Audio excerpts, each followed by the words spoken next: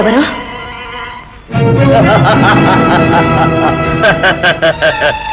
ఎవరిని సాధించే భూయాగ పునరుద్ధరణ కోసం ఆ గౌతముడు నీ వివాహం చేశాడు, ఎవరిని జయించగల కుమారుణ్ణి కనాలని నువ్వు కలలు గంటున్నావో ఆ త్రిలోక సార్వభౌముణ్ణి. సార్వభౌముడు స్వార్థం కోసం ఇంతటి కపటానికి పూనుకొని సతీపతులకు ఎడబాటు కలిగిస్తావా? ముల్లోకాలను ఏలే ప్రభువునని చెప్పుకోవడానికి నీకు అభిమానం లేదు? అభిమానం కాదు అరుంధతి, అధికారం. నా ఆధిపత్యాన్నే ధిక్కరించగల కుమారుణ్ణి నువ్వు కనకముందే నీ అంతం కావాలి. చంపు చంపు. బ్రహ్మహత్య పాతకాలతో పరనారి శీలభంగాలతో వన్నెకెక్కిన నీ దేవేంద్ర పదవి ఈ స్త్రీ హత్యతో మరింత ప్రసిద్ధికెక్కుతుంది.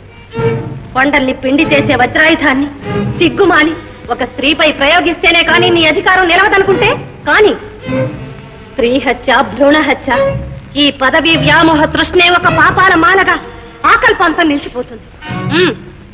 చంపు.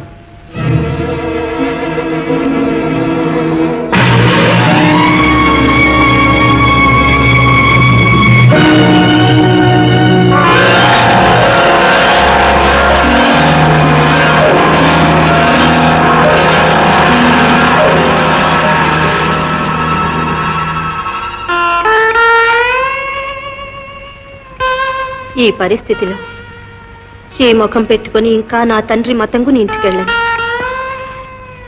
మాతా భవాని, ఇక నీవే నాకు దిక్కు.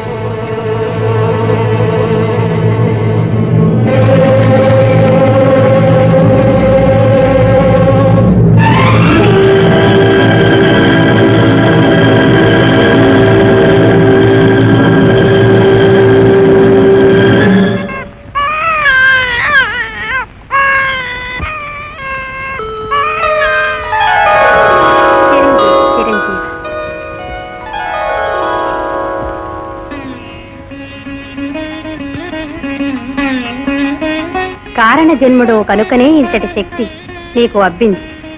సమస్త దేవతలకు అజేయుడవై శక్తి కుమారుడనే పేరుతో ప్రసిద్ధి చెంది లోక కళ్యాణాన్ని సాధించు.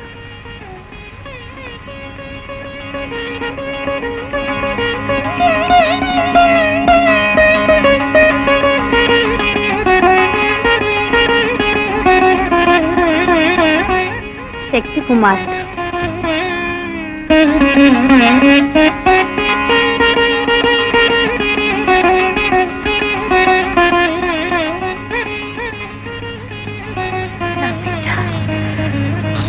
నా బిడ్డ శక్తి కుమారుడు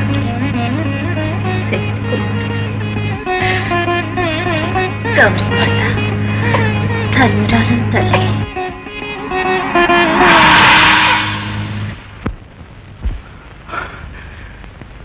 ఎంతటి దుర్మార్గానికి ఒడిగట్టాడా దేవేంద్రుడు?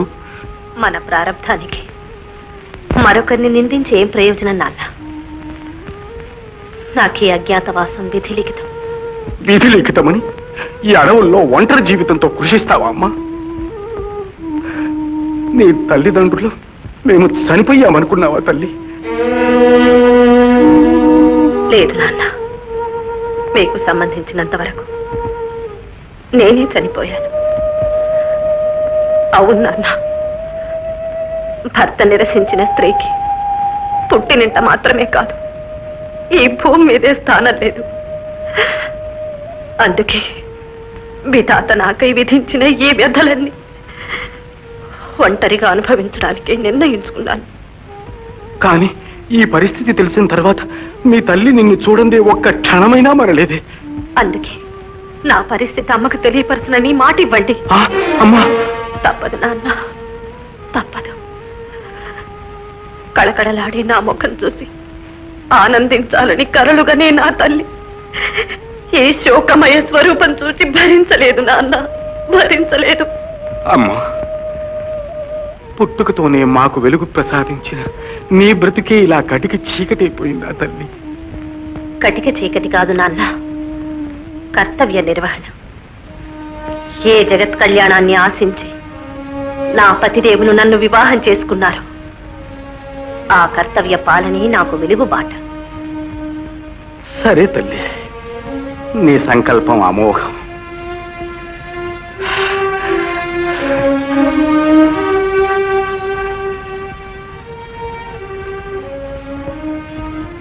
నీ ముద్దు ముచ్చటలు చూచి ఆనందించే భాగ్యాన్ని మా ఇలవేల్పును గౌతమునికి అప్పగించిన నాడే వదులుకున్నా.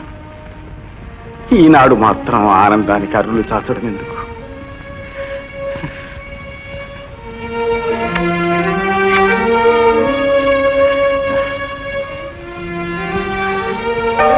వస్తానమ్మా.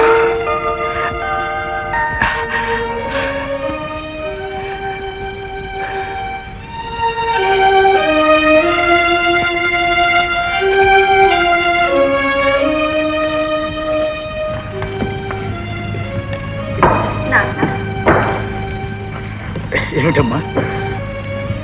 మమ్మల్ని దీవించకుండానే వెళ్తున్నారు. ఏమని దీవించను తల్లి, నీ దీక్షా బలమే మిమ్మల్ని కాపాడుతుంది. ఏ నాటికైనా వారి బిడ్డను వారికి అప్పచెప్పే అదృష్టం నాకు లభించాలని ఆశీర్వదించండి నాన్న. ఇటువంటి భార్యా బిడ్డను చూసుకుని ఆనందించే అదృష్టమే ఉంటే ఆ వశిష్ఠుడికి తప్పక కనువిప్పు కలుగుతుంది. నేను వస్తాను.